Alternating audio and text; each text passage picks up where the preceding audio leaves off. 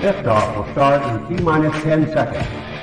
10, 9, 8, 7, 6, 5, 4, 3, 2, 1. We have ignition.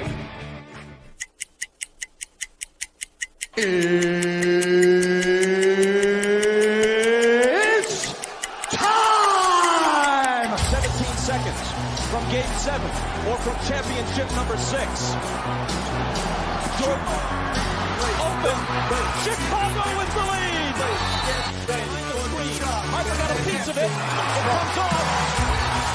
The Chicago Bulls have won their 6th NBA championship. Tying run at second, 2 out. Palmero over the head of Jenks. Uribe charges, throws, out! And the White Sox have won the World Series.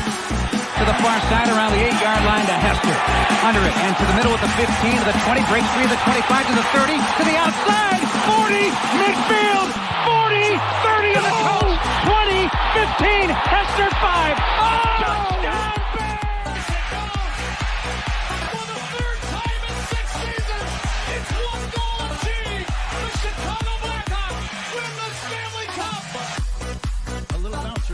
Toward Bryant. He will glove it toward Rizzo. It's in time. And the Chicago Cubs win the World Series.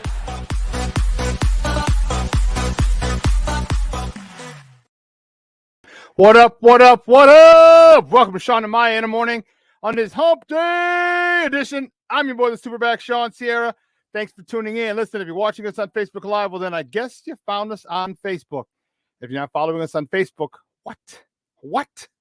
Listen. Go to Facebook, type in Sports Zone Chicago, click the like button, and now you're following Sports Zone Chicago. Simple, just like that. But wait, there's more.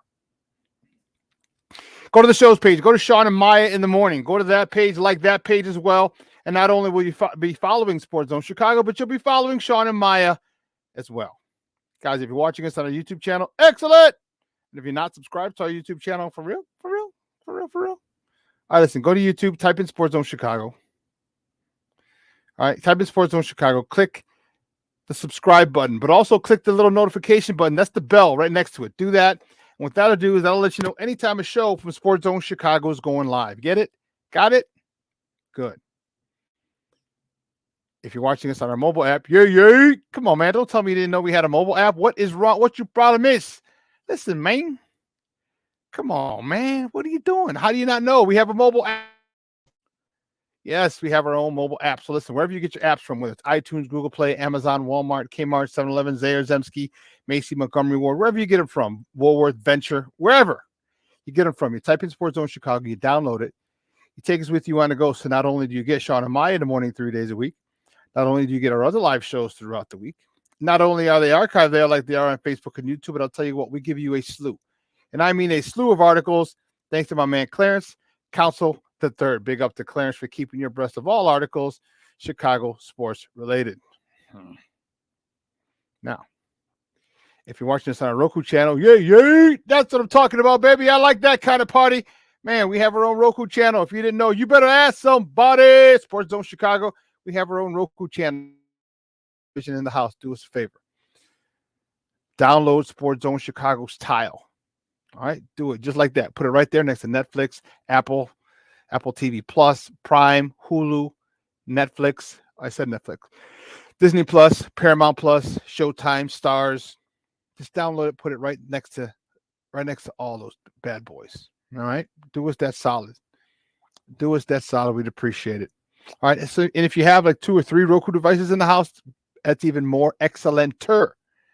All right. You could do it. Download to all the Roku TVs you have in the house. Just trust me on that one. Now, you can also tweet the show. You can tweet us at Sports Zone Shy. That's CHI at Sports Zone Shy. Now, if you want to follow me, just me personally online. You want to know what I did? Well, let me tell you what I did. You want to know what I did? Here's what I did. I made it nice and easy for you folks. Nice and easy. One handle for Facebook, Twitter, Instagram, Snapchat. Facebook, Twitter, Instagram, Snapchat, the Snapper, and TikTok. All one handle at the Shawn Sierra. If you want to follow my lovely co-host, Maya Akai, you can follow her on Facebook and Twitter at the Sports Chica. If you want to follow her on Instagram, because you're an IG and you do it just for the gram, well, just follow her at Maya_Akai. It's MAYA_AKAI. Yeah, we have a phenomenal show, but we need you to get interactive with us. Listen, so whatever platform you're watching us on, whether it's Facebook, whether it's YouTube, whether it's our mobile app, do us a favor. Leave a question or comment on that particular platform. It'll come up here on the thread. We'll incorporate it into the show. We'll put it on the screen, and guess what? That's what makes this the best Chicago sports talk show around, is you. All right, so bring it. Give us all you got. Questions, comments, smart ass remarks. Just do it, baby. Like The Rock said, baby, don't sing it, just bring it. Because ain't nobody scared over here. Let's see who we got in the chat line already. Yeah, Cornelia Squall's in the house. What up? Connor Bedard has pulled you back in. Nice. Very nice. You see, I'm wearing my Black Hawks hat. My man Armando Emeterio Lara Jr. What's up, Papa? Good morning. Thanks for tuning in. I appreciate it. Shawn Walls in the Mickey Ficky house. Hump day. The Connor Bedard era begins. Yes, it has.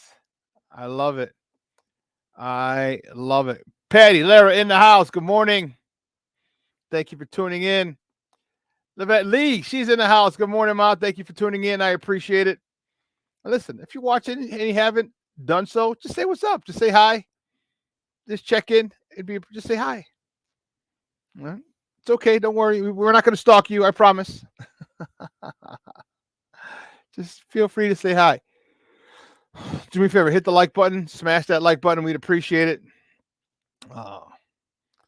And you know, get ready to sit back, relax, and strap it down, because we have a phenomenal show. When I say we have a phenomenal show, I am not bull jiving. At 9:30 at the bottom of the hour, we have Ron Luce from the On Tap Sports Net.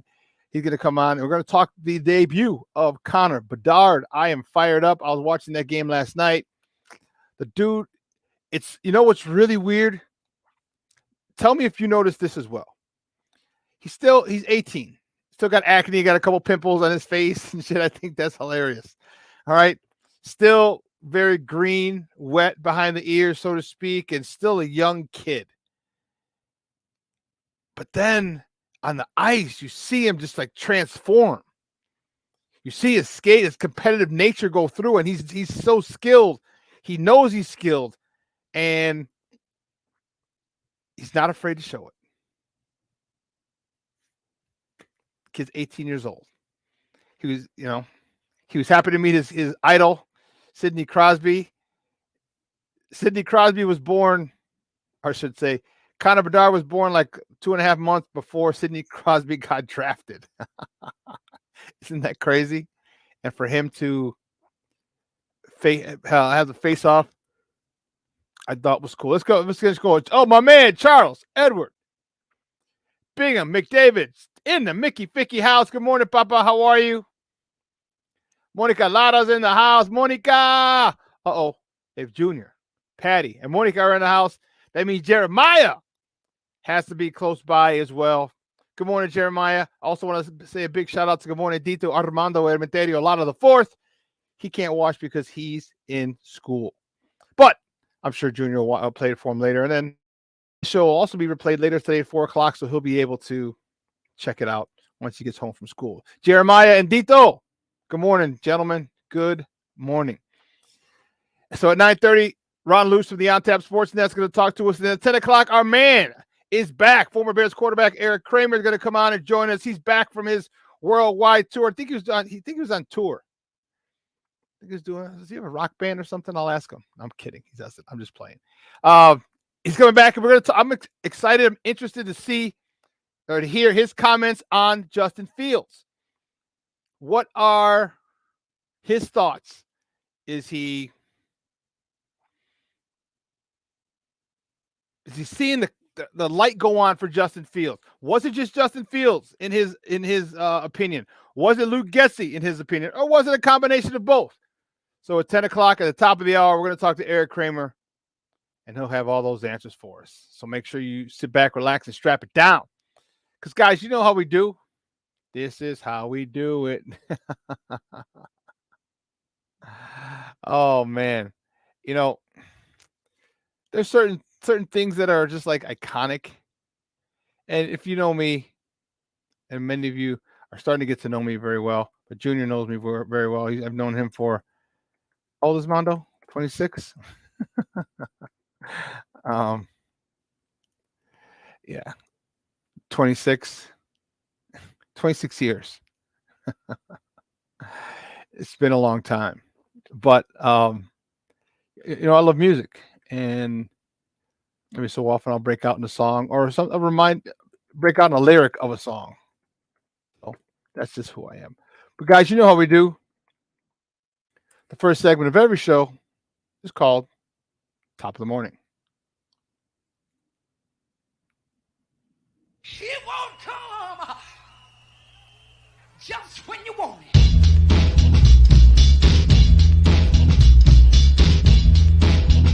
Top of the morning to you. Top of the morning to you. Top of the morning to you. First, what is our first top of the morning topic? But where else? What else could it be? What else could it be? The Blackhawks, baby. Yeah. I like it. I like it a lot. The Blackhawks with a big win yesterday in the season opener. They beat the Pittsburgh Penguins 4-2. Mrazek stopped 38 of 40 shots. Let me tell you, he was on his head. Some of the shots that they had, the shot opportunities that Pittsburgh had were point blank, and he was all over the place on his head, side to side. Let me tell you, Donato, Gutman, and Dickinson each scored yesterday for the Blackhawks. Vlasic, Bedard, Jones, Athanasiou, Foligno, and Dickinson each had an assist, and Perry had 2 assists on the game. Let me tell you something. This kid, I was so not impressed. I shouldn't say I was impressed. I was taken aback a little by all the coverage that they had for him. All the coverage that they had for him was kind of interesting. ESPN, I mean, they know what he's about. They understand that he's the next generational player. They come along every few years. All right, Austin Matthews, Connor McDavid, now Connor Bedard. And this kid, I mean, ESPN went all, the kid was mic'd. The kid was mic'd up. The kid was mic'd up in his first regular season game. They interviewed him after the first period. It was insane. It's the media going to work just with overkill, but it's not overkill for hockey fans when you're seeing the next generational talent. All right, they showed all types of stuff when he was 10 years old. They had footage from him there.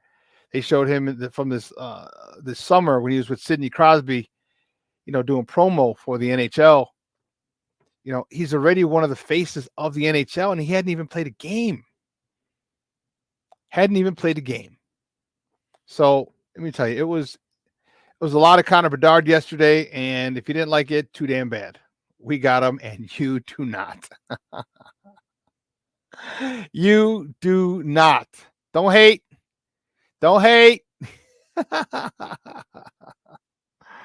Oh my goodness. It was man, let me tell you, it felt different. All right? It felt different. I don't It was very similar to when he got Kane, when he got Derrick Rose. It just felt different. And I'm happy. I was happy as a pig in slop. Happy as a pig in slop. So we have him for the next 18 to 20 years. And that, my friends, is quite scary. When you saw some of the things he did yesterday, and we'll talk about him with Ron Luce at the bottom of the hour. We'll talk about him. Some of the things, he's not afraid. This is not too big for him. He's where he belongs. Let me just tell you. He's where he belongs, and I couldn't be happier to have this seat here watching. But let's keep it moving. The next top of the morning topic, the Sky. The Sky are in the news. The Sky are hiring former New Orleans Pelicans assistant coach and basketball Hall of Famer Teresa Witherspoon. You know what? Hold on. I was mistaken. It's actually Witherspoon. Silly me. Yes, the basketball Hall of Famer from Louisiana Tech. It's interesting because they're hiring her, but they don't have the GM in place yet. It's a little odd. But you know what? She's a great I would say good. She's a great basketball mind. All right, she was one of the assistant coaches with the New Orleans Pelicans up until this offseason. I'm excited. I'm excited about this. I want to, she's someone that I think can do very well here in Chicago. All right, she has an old school mentality, obviously, but she still connects with the players, having coached with the Pelicans.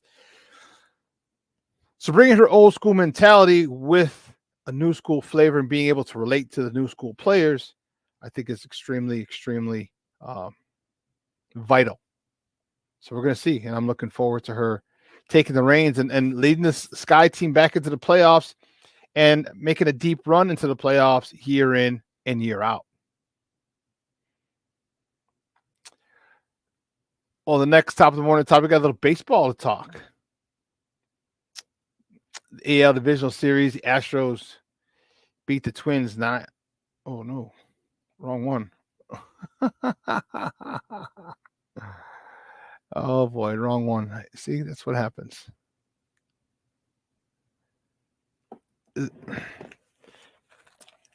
That was, yeah. Yeah, it is game 4. Oh, they did. That was right. I don't know why I was a little freaked out. But the Astros beat the Twins. They blew them out 9-1. Houston leads the series 2-1. Former Chicago White Sox, our guy. He'll forever be our guy. I don't care. Jose Abreu blasted not 1 but 2 home runs and became the first person to hit 2 home runs of 400 feet or more in the same game in the divisional series. He tattooed those balls. He tattooed those balls. Man. And the other game, the Texas Rangers sweep the Baltimore Orioles. All right, with a what to put 7? Oh, with a 7-1 win. It was that's it. That's all she wrote. All right, that's all she wrote, and they move on to the ALCS. All right, where they wait the winner of the Houston Astros Minnesota series. Now, that series, this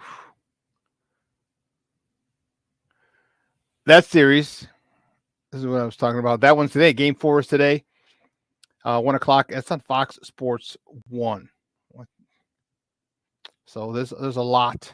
There's baseball. This is the really, really cool part of baseball, where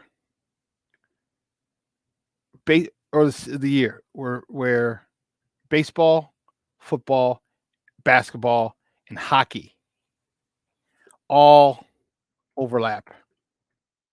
They all overlap. And this is the fun time of year. And I know it's interesting because the weather for most people, here in the Northwest, it's a little cool, a little nippy this morning. All right. But it does bring about this type of sports. And so not only do you have football, NFL, you have college football, you have Major League Baseball going, basketball starting, hockey starting, all 4 major sports. It's a great, great, great time. And let's keep it moving. The next top of the morning topic. We get the National League Divisional Series, Game 3s. All right, Atlanta's at Philly today, 4:07 first pitch. That series is tied 1 game apiece. All right, they're moving to Philly. You know, Bryce Harper, is he going to make a splash today? Schwarbaum's Kyle Schwarber, is he going to make a splash today? We'll see. And in the other series, the other Game 3, that's tonight. Los Angeles Dodgers are at the Arizona Diamondbacks. That first pitch is 8:07 p.m. Central. Arizona's looking for the sweep as they lead the series 2-0.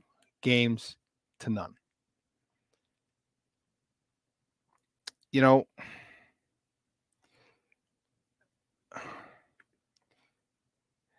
Kershaw, it's interesting. Remember, Kershaw's still pitching. I remember when back in 2016, when he was facing the Cubs, like he wasn't as dominant as we had seen. And as he's gotten older, he's gotten less and less dominant. The name rings a bell and strikes fear in the heart more than his performances do. But you know what? You know what that is? That's Father Time. That's Father Time. Father Time is undefeated. So, unfortunately, hopefully I think he did pass his time. I think he stayed too long. And it's not going to affect his legacy, don't get me wrong, but, nonetheless. The next top of the morning topic, the Bears. They helped their depleted wide receiver room with the trade of Chase Claypool to the Miami Dolphins. The Bears signed wide receiver Collins Jackson. Okay, he's 6'6". It's a big dude. He's 6'6", 220 pounds. You see his career stats, 29 catches for 377 yards and 2 tutties over a couple of seasons. Not only was he with the Jaguars, but he was with the New York Giants as well. And we got a big guy, a big target for Justin to throw to. So now our wide receiver room is complete for the time being. So listen, here's what we're going to do. We're going to take a quick break. All right. On the other side of the break, we're going to welcome our guy, Ron Luce. We're going to talk about the debut because I'm excited. I'm fired up about it. And I know he's going to be too. The debut of Connor Bedard. So don't go anywhere, folks. Keep it locked right here. Shawn and Maya in the morning on Sports Zone Chicago. Hey, it's your boy, the Superback, Shawn Sierra, and be sure to follow Sports Zone Chicago on all social media platforms, on Facebook, Instagram, and our Roku channel. You can find us at Sports Zone Chicago, and on Twitter, we are at Sports Zone Shy. Also, be sure to download our mobile app so you can take Sports Zone Chicago with you on the go. Time out. How are you feeling right now? Happy? Excited? Angry? Overwhelmed? One of the best things you can do for your mind health is to name what you're feeling. It can sharpen your awareness and help you talk about your feelings with someone you trust. Here are 3 questions to ask yourself. Where are your thoughts right now? In the past, the present, the future? Do you notice any sensations in your body? Is your heart beating fast? Is there a flutter in your stomach? Or are you fully relaxed? What do you need right now? Time with others? Time to yourself? Remember, there's power in this awareness. So find ways to identify what you're feeling today.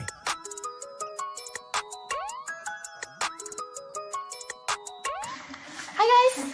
Hey. Hi, Megan. Hey, Jessica. Megan, you're a tramp. Brian Fitch told me you guys made out. Everybody knows. He said your breath smells like garbage. And he almost puked. He says you're the most desperate girl he knows, besides your mom. How many boyfriends does she have anyway? Lots? Your makeup makes you look like a clown. That zit is huge, zit face.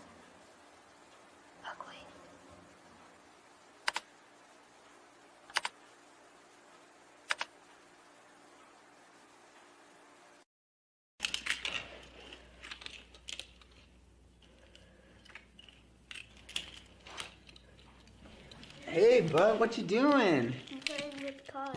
Cars? Can you show me what a car does?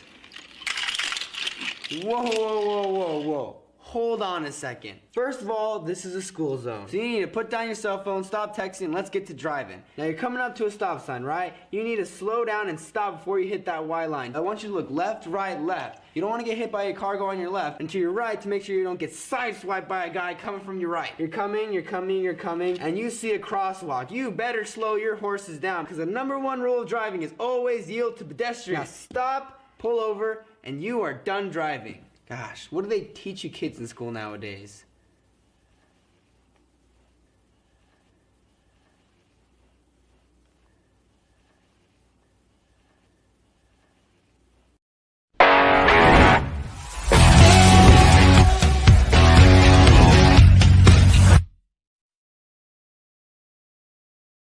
Rebound. Bedard, nifty pass for Vlasic with a lot of room. He put it on that rebound goal. Ryan Donato has Chicago on the board. You had it deflect off Eller. Jones in deep centers. Gutman scores. Cole Gutman. Corey Perry. It deflects off Crosby, and they score. The puck went right to Dickinson. And show a work ethic and kind of lead by example. They combine a lucky bounce that goes right to Dickinson. You see that great shot from our cameras, catches the edge of the glove of Tristan Jarry and the Blackhawks. The cam to Perry out in front and they score. A tip in for Foligno. Welcome back to Shawn and Maya in the morning at Sports Zone Chicago. Those clips courtesy of the four-letter network, ESPN. That was the debut of Connor Bedard. I'm fired up about it. Whew, let me tell you. It's, like I said, it reminds me, it's very similar to when the Bulls got Derrick Rose. All right. And people knew who's going to be a star. This guy's anticipated to be a star as well. My first guest is a guy I definitely want to talk to about this. You've seen him on here before. He rocks with us pretty hard. He's from the OnTap Sports Net, and you can find him on Twitter at Luce. That's Luce, Luce OnTap. Let's welcome back to Shawn and Maya, Ron Luce. Ron, what's up, Papa? Good morning. Good morning, Shawn. How are you? Man, I'm good. Where's your voice? Where'd it go? I know. I lost it last week. Tis the season. I get head colds, so okay. It's actually on the rebound though. I sound a lot better today than I did yesterday. So okay. Man, let me tell you. Well, I was at his first game. I was at the preseason game at the UC. Was it 2 weeks ago? Mm-hmm. I was excited to watch him. This kid is the real deal. You know, when you so many times you get a lot of people who get hyped in any sport, baseball, football, basketball, hockey. But this kid is the real deal. Talk to me about what you about him yesterday. Here's the one thing that I saw from him. The moment was not too big. Like he seems like kind of like Two-Face from Batman, where he's 18-year-old kid, still got freaking zits on his face, got little pimples, got acne. And then you see him, and then all of a sudden his eyes change and the determination in his eyes come out, and he's toe dragging and against guys who can literally be his father's age, 38, 39 years old. Phenomenal. Talk to me about what you saw from his performance yesterday. Yeah, Shawn, I think like you, I actually was able to get out too for that last home preseason game. So got to see him a little bit in person. And I have to agree with Kevin Dean, who's one of the assistant coaches. They said it on the broadcast last night. Connor Bedard played his best period of hockey in the NHL so far in that first period. And I think throughout the entire night, he really did. And to your point, he doesn't look overwhelmed by the moment. And one really kind of cool quote I just saw minutes ago before we started here was from John Tavares, who's Toronto Maple Leafs forward, their captain. Of course, everybody's getting asked about Connor Bedard. Doesn't matter where you are in the NHL. Right. And he even said, it's impressive the way he carries himself as an 18-year-old. And he followed that up by saying, he reminds me of Sid in relation to Sidney Crosby, who obviously the Blackhawks just played last night. So if Connor Bedard is is any indication of the type of player he'll be, and Sidney Crosby is the comparison, to your point, he's a real dude. He's not just some overhyped prospect that came out into the woodwork like we see time and time again, especially in Chicago sports. This guy is the real deal. You know, he is. And it was interesting how ESPN went over the top with it. It wasn't over the top for me. It wasn't over the top for Blackhawk fans. Okay. It wasn't over the top for Connor Bedard fans. It might have been over the top for other fan bases, but man, this kid's 18 years old. He's mic'd up. All right. All the things they had him do. He was promoting the NHL in the offseason. He was sitting with Sid the Kid. You know, they had him. It was amazing. And he's still like, that didn't get to him. Like a lot of kids, a lot of people that would have gotten to, like, okay, yeah, he struggled. This different. He's built different. Like I said, in another reference, I'm going to date myself, looked like Over the Top, where, you know, you turn his hat around backwards like Sylvester Stallone, and he's like a different dude. The kid is a young, you know, gullible little 18-year-old kid, and then on the ice is like his eyes focus, and you see a completely different person. In I am anticipating great things for him. I can't wait till we get more around him. And I can't wait till he just grows up with these guys around him, because we saw they had some good passes yesterday, but I'm still used to, like I said before, the passes of Kane to Taze to Sharp to you know what I mean? And those passes were like lasers, everything on a tape, from tape to tape. It was beautiful. They just have to get that chemistry, and they won't have it now, but man, it's going to be fun watching them get it and then watching them once they do have it.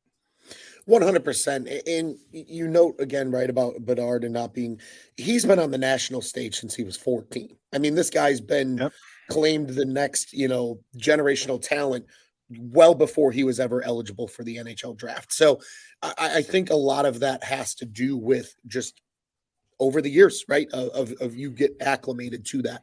But to your point, yeah, I mean, this team is young. This team is full of, you know, some cast-offs. It's a different looking roster than it has in years past. But I'll tell you what, Shawn, you know, in relation to your point, right, about those snap passes, and I think because of the style the Blackhawks play, not having those clean-cut snap passes like it was in the good old days is okay.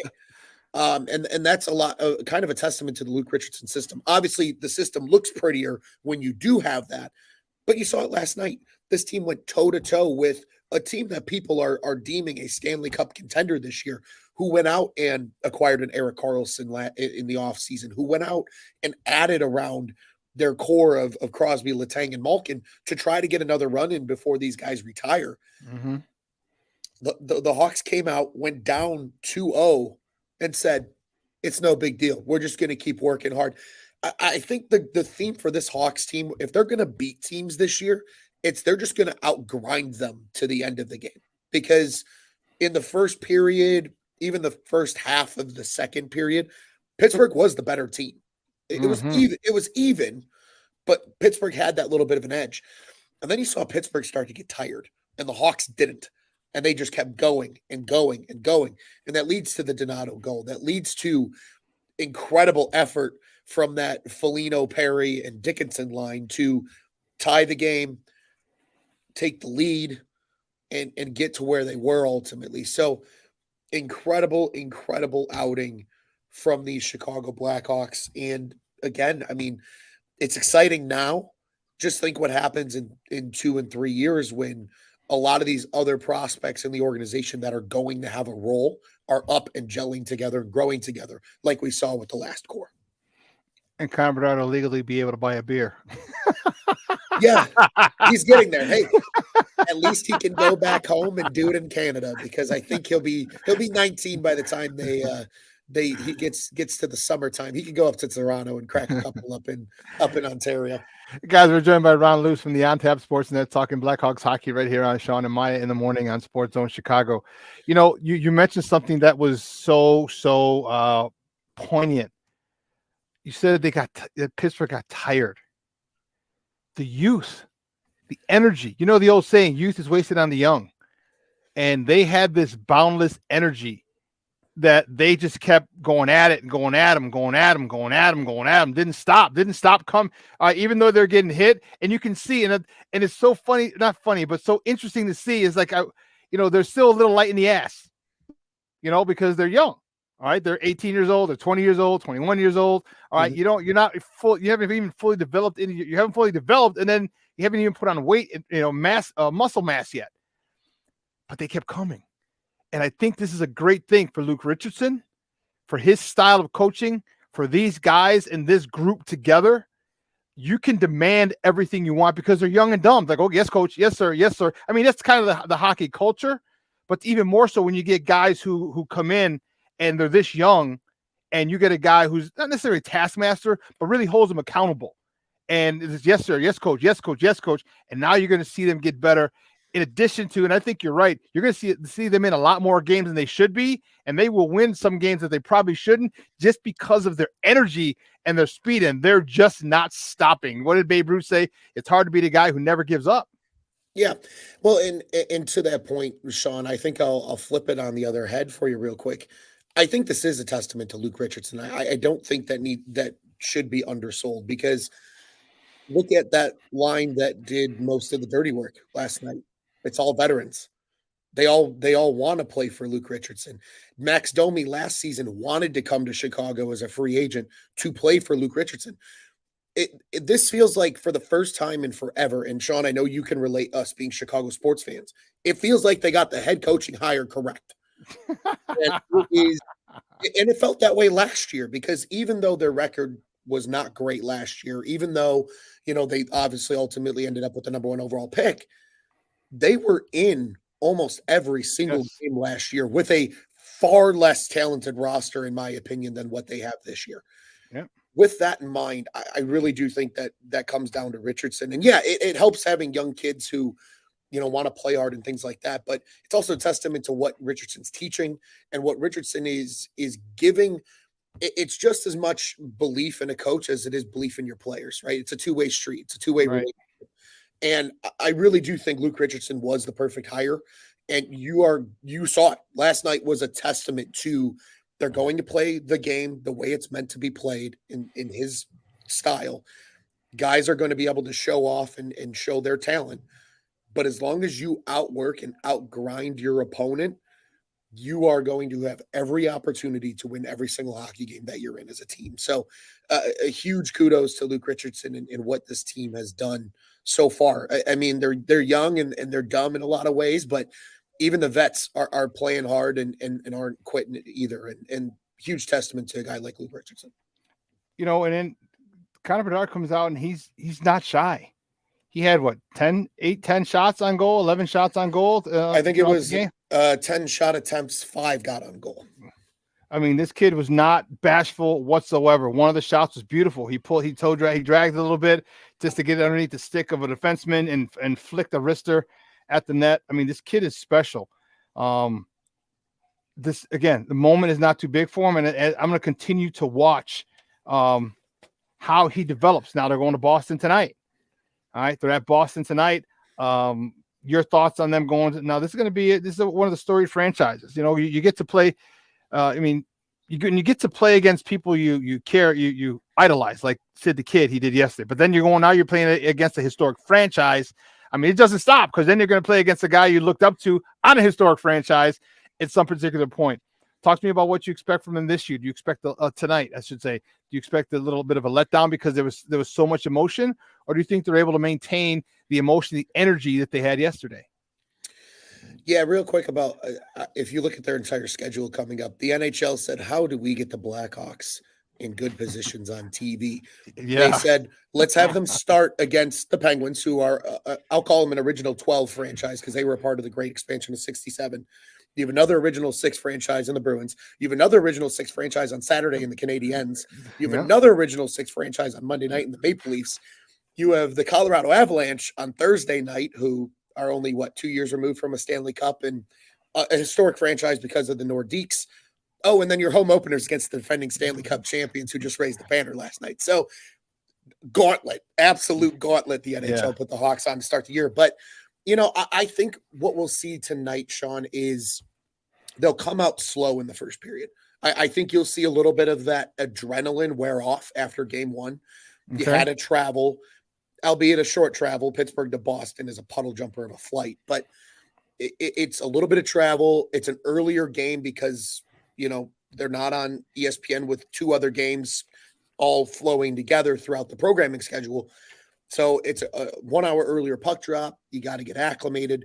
I think the first period they're gonna lag behind a little bit. Once they come out though for the second, because this is at least just what I saw during the preseason, they were a really good second period team. And I think that's a testament to Luke Richardson in the locker room and everything. I think they come out in the second period and you see them do what they did last night. Second and third period, I think they play very similarly to how they did in the win last night. But don't be surprised if they come out and look a little drained in that first period just because of the quick turnaround. Boston's going to be fresh. The Hawks, on the other hand, are not. Yeah, back-to-back to start the season is always kind of rough. And but I mean, I'm not worried about it because of the youth. You know what I mean? Man, think about when you were 18, 21, 22, 23, 25. Think of how springy your legs were back then. You know what I mean? So I'm not so as concerned about it as some people might be. Now, Mrazek yesterday was on his God-blessed head.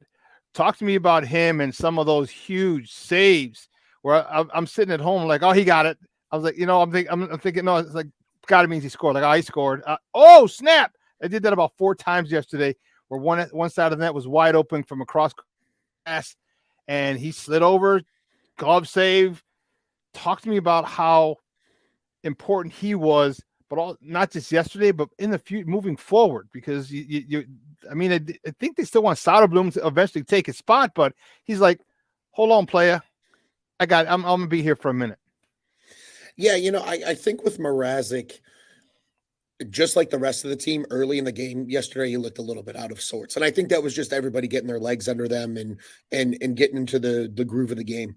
But once he settled in, I mean, he made some fantastic saves. He got helped by, all of our favorite friends of the goaltenders, Mr. Post, a few times, but ultimately looked really good. Ironically, myself and the Four Feathers crew, we were on a quick call earlier in the day. And somehow we got on betting lines. And Tony Marchese, big shout out to him. He was like, Peter Mrazek over under 31.5 saves. And I'm like, oh, don't touch it. Just don't touch it.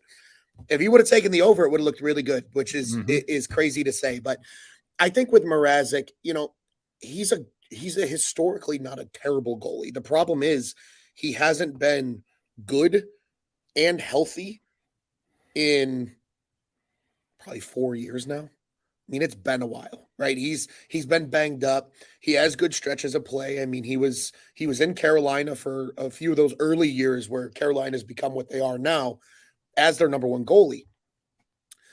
I think it also helps that he's in a contract year.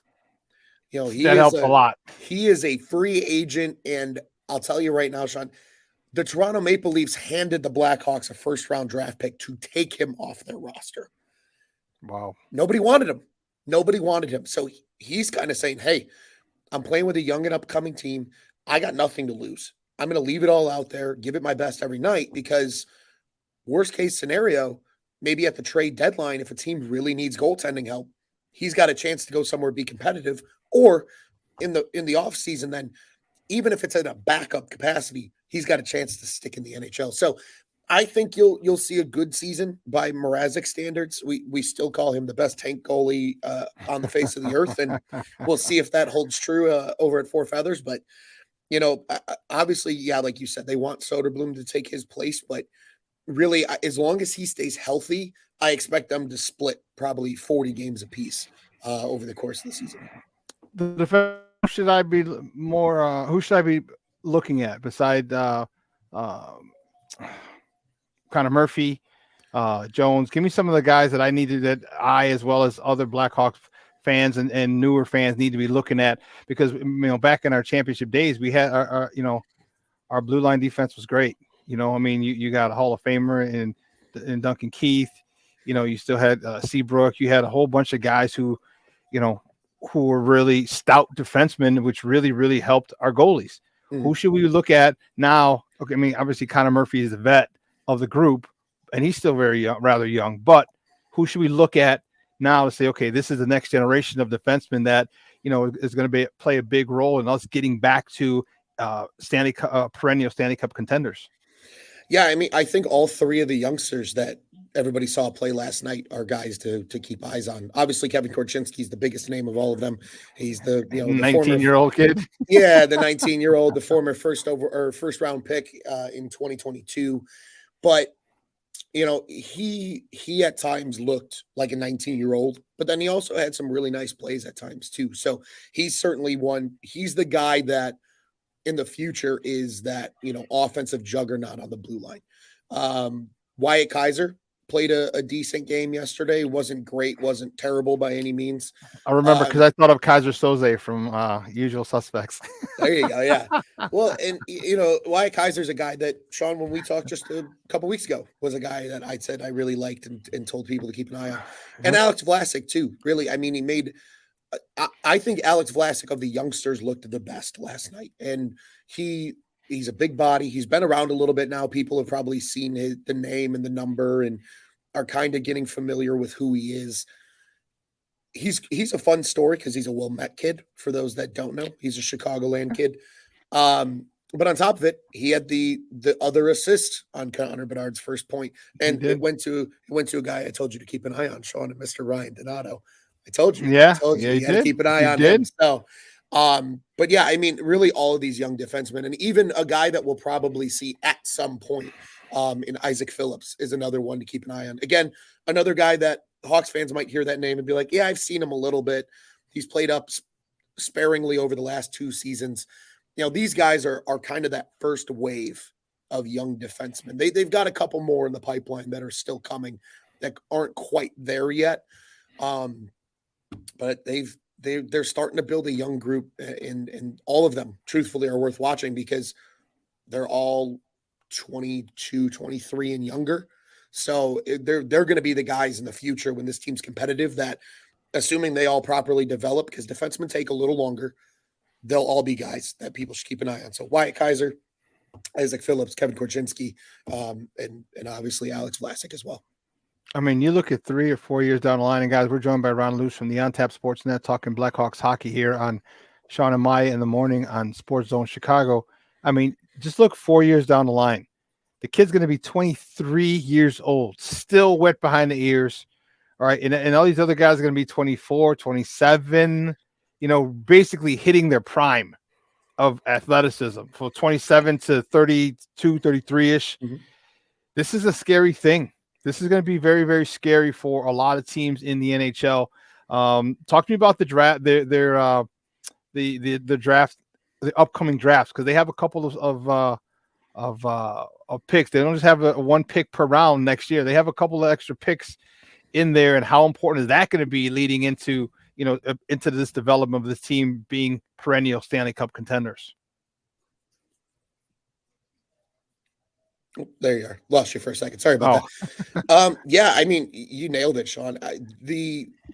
Kyle Davidson has positioned the Blackhawks so incredibly well, and I'm pulling up for support here so I don't misstep on talking about this. Not only did they go and have 11 picks in this year's draft, and they actually traded out of one of those picks. So I think they ultimately ended up making 10. But over the next 3 years, they have 5 first-round draft picks, 2 in each of the next 2 years. 2 years. You got the first rounder that they got from the Hagel deal, which was the second of the 2 first rounders. The other one they used to take Oliver Moore in this past draft. And then you got the Toronto first rounder that they dealt in the Jake McCabe and Sam Lafferty deal last year. Then you've got 8 second-round picks over the next 3 years. 3 this coming year, 2 the following, 3 the following. Wow. You've got 2 third-rounders next year with your 2/3 or a third each in the next 2 years. No 4th-rounder next year, but who cares, because you got 2 4th-rounders in 25 and 26. You got 1 5th. The 5th-rounder they don't have a ton of. They've got their own picks in the 6th round, and then they got a couple of 7th-rounders. But, Shawn, they're loaded at the top of the draft in those first 90 to 95 picks. They are going to be able to acquire a ton of talent. And in the NHL especially, we see it in baseball. Mostly baseball and hockey are the two sports where just because a guy's a first-round pick does not mean he's going to work out. And just because he's a 7th, 8th-round pick doesn't mean he's not going to work out. They are taking shots and taking flyers in the higher rounds. And they have this cupboard filled for the next few years. It's not just blow your load in 1 year like they did in the Bedard draft and be done. They're loaded for the 24 draft. They're loaded for 25. They're loaded for 26. And the beauty of it, by the time you get to 26, a lot of those draft picks can be traded for other pieces.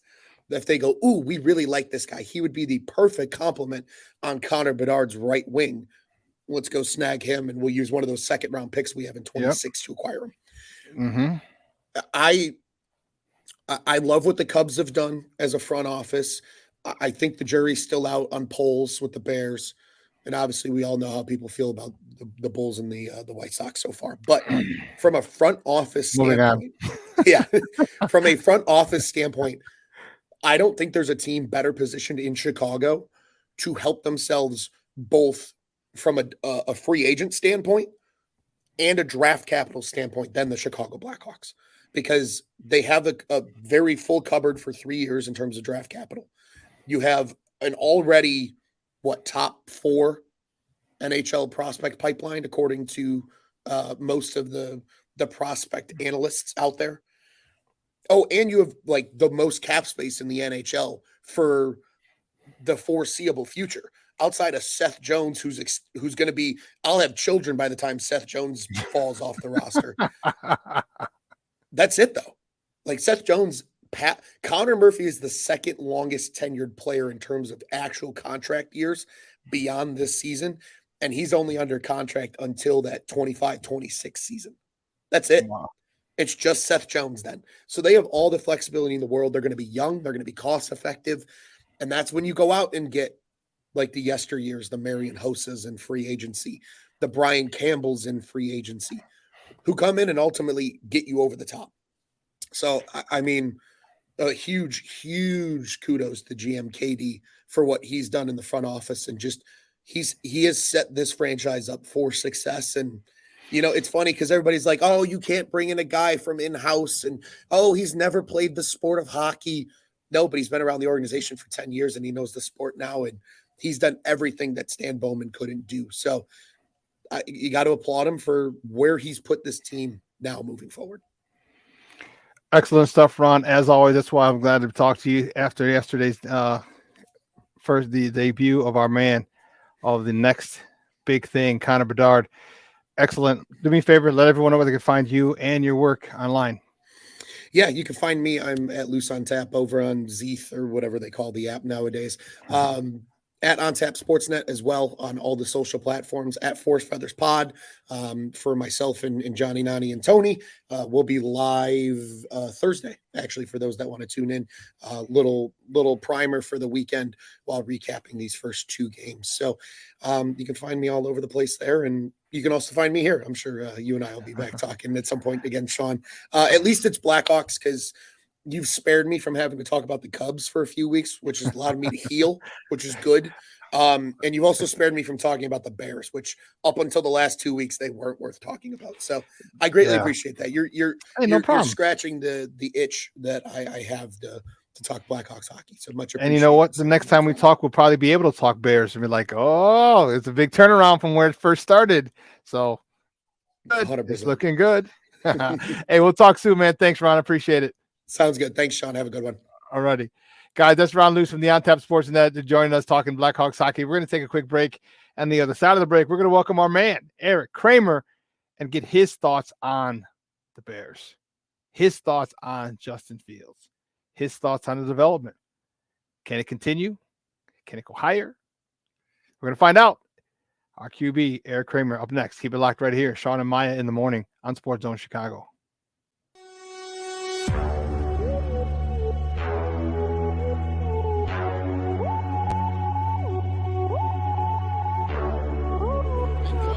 To run for 17, back he goes, here comes Chubb, there goes the ball, touchdown, Mooney! Jones will walk at the left tackle, time for Fields, now he'll accelerate again.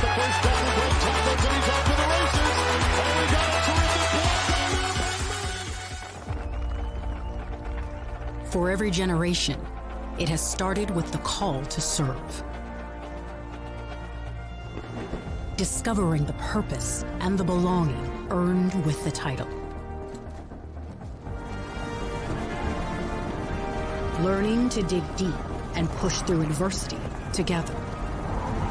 Defending our nation and its people. It is a life of great worth and reward. But Marines are never really finished serving. Their commitment comes full circle, visible in communities across our country. This is Semper Fidelis, always faithful, always Marine, marking a path for the next generation. So I've come up with the family emergency plan. Great. What is it? It's difficult to talk about, so I'm not telling you. How will we know what to do? You won't. I'm so glad I won't have to remember anything. And me too. Thanks for this, sweetie. Talk to your kids about who to call, where to meet, what to pack. Search Ready Kids at nyc.gov or call 311. This year, my mom got me the perfect bag for back to school. These colorful binders help me stay organized. These headphones are just what I need for studying. These new sneakers are just what I need for the new year. This jacket is a real must-have. My parents got me the skateboard I wanted. It's pretty cool. These scissors really come in handy in art class. These colored pencils, too. These new socks? They can be a real lifesaver.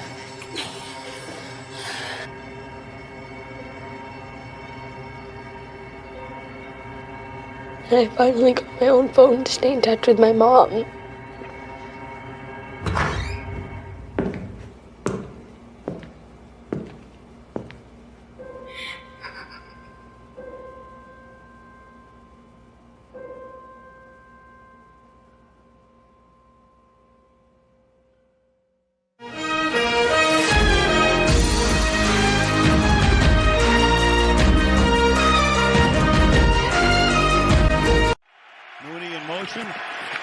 That's a great front four for Washington, but the line does its job and open and making the catch inside the 30-yard line. DJ Moore. Four-man rush again. Fields to the end zone. Moore. Touchdown. So Fields, who had the big first half last catch, as he did on the last play, and he's stuffed in the backfield. So on third and short here from the 26-yard line. Fields is going to keep it. Has blocking as well. Welcome back to Shawn and Maya in the morning on Sports Zone Chicago. Those clips courtesy, you see, of Amazon Prime. That was Thursday. Oh, wow, almost a week ago. Oh, but I'll tell you what, it's been a fun almost week. All right, getting to talk Bears victory, getting to talk, having some of these knuckleheads ease up on their nonsense. Okay, it's just crazy. But let's get right to it, man. Let's welcome our guy. I'm excited to see him. You know, he's our Monday morning quarterback. He was back touring the subcontinents of Asia and Malaysia and Australia, somewhere over there. We'll find out when he comes back. Our man, Erik Kramer.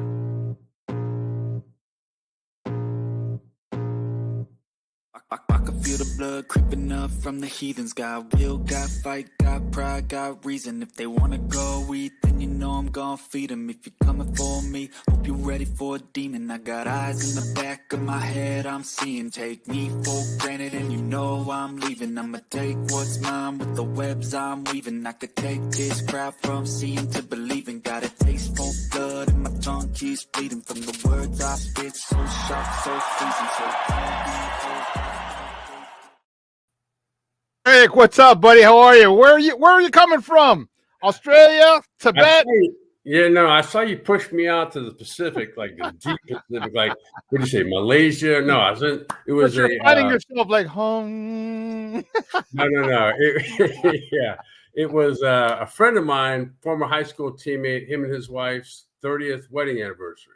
Oh, okay. So my girlfriend and I, along with another friend, his girlfriend, accompanied him over to a Mediterranean. We flew into Rome and did a little Mediterranean cruise there for about a week. Flew into Rome. Awesome. It was right. Well, I will say this. So I've been to Italy once before, and it was almost 20 years ago now. My recollections of everybody was awesome. I mean, ridiculously. Like you literally driving down the road could go, okay, let's go knock on that house right there and see if they'll fix us dinner. Not only would they fix us dinner, we'd have been sleeping over there. This time around, I didn't have that same feeling. I'll just leave it at that. But like nearly 20 years has changed that place. Yeah, I lived in. That's where I played ball in Italy, but I was up north. I was in Bologna. Okay, well, we didn't go to where I had been. So, but anyway, I'll just, I will go back. What I told Anna was I would rather. This is why I don't go on cruises. I would rather be in a place for 3 or 4 days, you know what I mean? Kind of experience it with people rather than, get off the boat for a few hours, get back on and get out again. So, anyway. Yeah. No, I My agree point with is that's not why I'm here. I'm here because it looks like pro football is being played by the Bears, maybe not in Chicago just yet, but by the Bears. Well, it should be played. Actually, it started about 2 weeks ago. I think the Bears had a great chance to win. I think it was Eberflus's mistake to not kick the field goal against the Broncos. Agreed. I can see both sides of it, but I'm taking the points. You haven't won in 13 games, almost a calendar year. Take the points. Take the points, and let Russell Wilson either tie it, send it overtime, or beat you. Hell, he's a Super Bowl winning quarterback. Let him do what he's paid to do. I thought that was a great game by Justin Fields. Talk to me about the development you've seen from him, because again, you've been spot on. You don't pull your punches. You don't bite your tongue. And when he was bad, you said he was bad.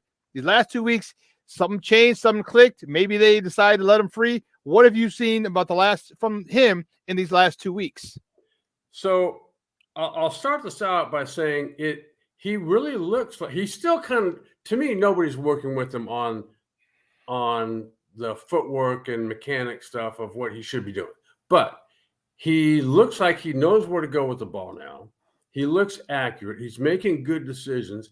I love how Luke Getsy is now involving him to a degree with some design runs, which we've now seen, not like in moderation, which is what I think it should be. You're also going to get the occasional really good 1 or 2 scrambles a game. Perfect. But not only Justin Fields is playing better, the offensive line is playing better. The defense is playing better. Special teams is playing better. It looks like football, like I was saying. I agree with you. The week before against the Broncos, there were some horrendous coaching decisions, most of which came at the end of the game. I'll put one of those on Justin Fields. That naked bootleg, you don't run when you see the edge rusher coming, which he did. And if he didn't, that's his fault. And he didn't get his head around quickly after the fake. It was almost like he's at the park and didn't expect the guy coming who's literally everybody knew he was coming. Had a beeline for him, yeah. So, but there's less of that than I think any of us saw weeks 1 through whatever it was, 3 or 4. 3, yeah. So I'm just excited. And so I'm excited for him. I know that, the coaching staff, the organization, Eberflus on the hot seat, whatever. And he recently came out and said, hey, we're close. Well, I think he was right about that because they have been. And now they're looking like, I know it's only 2 games, but if you look at the rest of the schedule, there's no world beaters in there. There's the Saints who have kind of been sneaky good. There's the Lions that are one of the top teams in the league. And then at the end, you got the Packers again. But other than that, they're all, winnable games. I'm glad you said that because I feel the same way. I think right now we should be going for a 3-game win streak on Sunday, but unfortunately that's neither here nor there. We're going for a 2-game win streak, and the most important thing is this week. All right, we can't worry about it anymore. The game's over. Bad calls are made. Bad this, bad that. Good this, good that. Doesn't matter. That's over. But I need to see him. I want to see him continue this progress. Talk to me about his ability to. And one of those things, it looked like it was a cover 2 where he hit DJ Moore in zone. And talk to me about his ability now. You know, one of the biggest things that people were saying was throw a zone at him. Throw a zone at him, and you'll have success with him if you throw a zone at him. Now, tell me how much growth you see in him and his ability to recognize a cover 2, cover 3, remember the soft spots, and attack the soft spots. Well, I think we just saw it. The one you just pointed out, the commentator, who I think is Kirk Herbstreit, said, hey, look at him hold the safety inside with the inside slot and then come outside to a wide open DJ Moore. Well, he was wide open because Justin Fields helped that happen. And just what you said repeatedly, you got to move those people or keep them by looking a certain way, and he did that on that play. Exactly what you've been saying since last year. Right. And I think as you were talking about, we all want to see him continue to develop. You know, none of us expect. I mean, he had a full off season. So I didn't, and I don't think anybody else did that's been following the team, think that they were going to see the slippage to start the season. But that's all behind now. But I think if he continues to move in the fashion that he is over these last couple of games, then I think you're going to see that growth. The one thing I would say, 2 things about the schedule. One, you get the Vikings now without Justin Jefferson. Big time, 2, big help. Coming up down the road, do not beat the Carolina Panthers. No? Why don't you want us to beat the Carolina Panthers? Like, keep them winless because that's our pick. Oh, do not lose to them. Oh, yeah. Oh, okay. Yeah. No, I mean, that's why do you keep them, you know what I mean? Like, I'm sorry. Yeah, don't lose to them. Keep them winless for sure. Because that gets you. And that kind of leads to my next question. You want Carolina to win this. You want the number 1 pick. Carolina get the number 1 pick because that's ours. We get it. If Justin Fields continues to progress, what are your thoughts on everybody saying if you get the number 1 pick, you have to draft Caleb Williams because he is a generational quarterback. He's this, he's that. Your thoughts and I know that's a long way away. We have a lot of football to go. We have 13 games left. I get it. But let's just kind of take a peek over there. If it works out that way that Carolina gets that pick, what do? Do you draft Caleb Williams or do you trade it for a haul? This is great because look what happened last year. Okay, I think we all can see there was no generational talent at quarterback. I mean, not whatever Bryant Young, what is it, from Alabama, the guy that's in Carolina. Bryce Young, struggling. So hey, they went out and got one of the best receivers, maybe the best receiver for sure, that wasn't on. No one's going to trade for him. But the Bears had something that they wanted. Yep. The Carolina Panthers, I mean. So let's say in the next 10 to 11 to whatever, how many games are left, Justin Fields continues to ascend like he's been ascending these last couple of games. Now, I think you go, okay, you do what Ryan Poles did last year, there's going to be somebody that's going to want that generational talent because now there's 2 teams. There's 2 quarterbacks. There's Drake May from Carolina and there's Caleb Williams. And so now you're going to have a list of suitors that's going to expand. So now you may get the elite pass rusher. You may get the elite left tackle. You may get whatever you want. And if Justin Fields proves he can be, not even the top quarterback in the league, but let's say he's at the top of the 2nd tier. Love it. So now you've got a guy you can win a Super Bowl with, and now you can spread the wealth around, and you're still paying his rookie contract, by the way. So, I mean, the Bears couldn't be sitting in a better seat than they are right now. Guys, we're joined by Erik Kramer, former Chicago Bears quarterback, talking Bears football here on Shawn and Maya in the morning on Sports Zone Chicago. I'm with you. I've never been out on Justin Fields. I know there are a lot of people who have been, and a lot of jamokes and get rid of him, restart the rookie deal with the quarterback, the contract, and this and this. I'm like, listen, now you have. I wasn't a big fan of that because why restart it? Because if Justin Fields shows you that he works and he runs this offense well, why change? All right, why change? It's the cost of doing business. Do you want to have? Because again, there's still no guarantee that Caleb Williams is going to be in the NFL what he is in college. All right, I think this happened once or twice where a lot of high profile quarterbacks didn't make it. Happens every year. So once you have is the devil you know versus the devil you don't know, and here's the thing, his teammates love him, his wide receivers love him, the fans, the city loves him. I think it's smart, and I think Ryan Poles, I think he's going to do what he did last year. Whoever wants it, sure, give us a shitload of picks, but I also want your edge rusher. I mean, you probably won't give us your left tackle because you want to protect your quarterback. So I get it, but give me an edge rusher, or give me your 3-tech, or give me something. I think Ryan Poles is in a good position. I was worried about him a little bit at one point, but as they start winning and things are starting to play out. Talk to me about the defense, though. Defense, they're not good. They're still not great yet, okay, by any stretch, but they've stepped up. Javon Dexter had a nice little game the other day. The backup secondary had some nice plays. Talk to me about the defense and how you see them developing and where that can. And starters come back when Eddie Jackson comes back, when Jada Johnson comes back, when Cal Gordon comes back. How much tougher is this defense going to be? DeMarcus Walker and Godwin. I mean, you got players now, and you got depth, and you got guys that. So, what's his name from last year? The second-round pick from Washington, the nickel. Kyler Gordon. Kyler Gordon, who really improved toward the end of the season, gets hurt. The guy who steps in for him, now he's starting to make plays.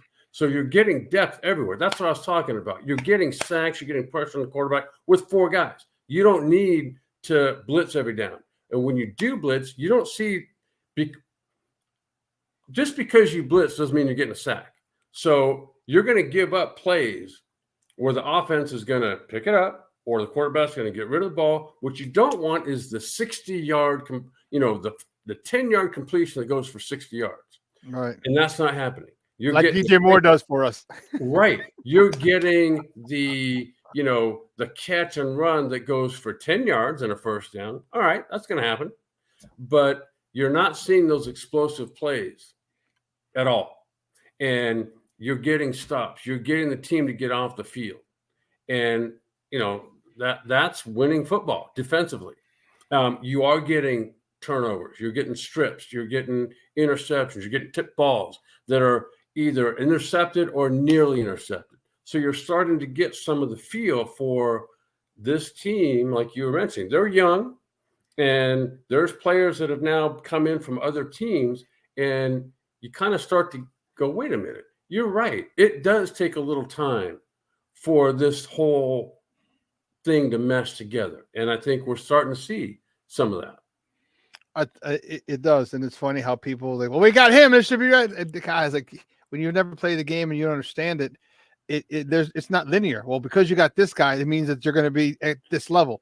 It takes time, and we don't know. The teams don't know the learning curve. They don't know how long it's going to take. They really don't. And as fans and people in media, people who don't understand or have never played sports, they don't get it. They don't get it. I'm liking them. They're getting better. They're still not. Believe me, they're nowhere near the 85 Bears or the Ravens or the Steel Curtain. Mm-hmm. They're getting better. Javon Dexter's getting better. All right. Yannick Ngakoue is getting more pressure. Billings, okay, the guy they signed in free agency, he's getting better. He's gelling with these guys.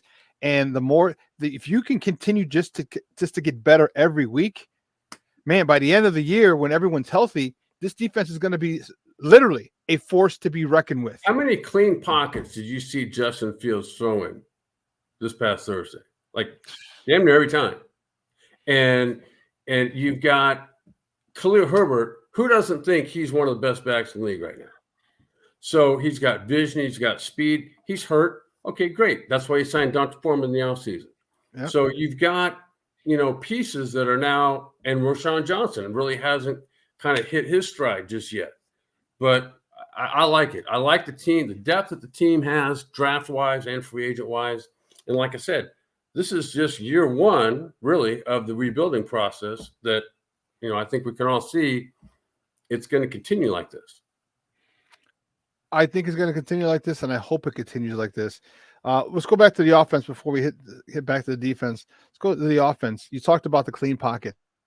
Talk to me about this offense getting healthy again. All right, Nate Davis had his personal situation. Okay, is resolved.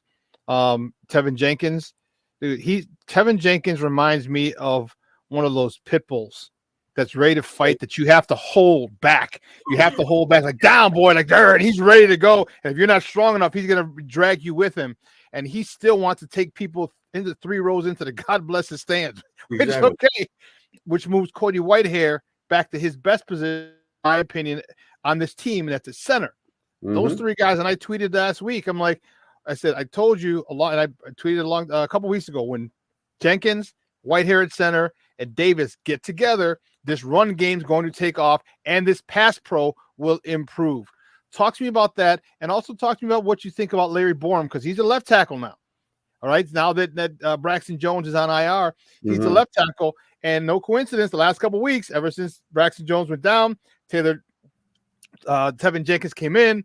Those 2 guys from a couple years ago, they're helping keep that pocket nice and clean for Justin. That's what I'm saying. I mean, it's like you said, it started out with some injuries, kind of carried over from last year, had a hard time getting out of the gate this year clean, and now some of these guys are starting to come back now.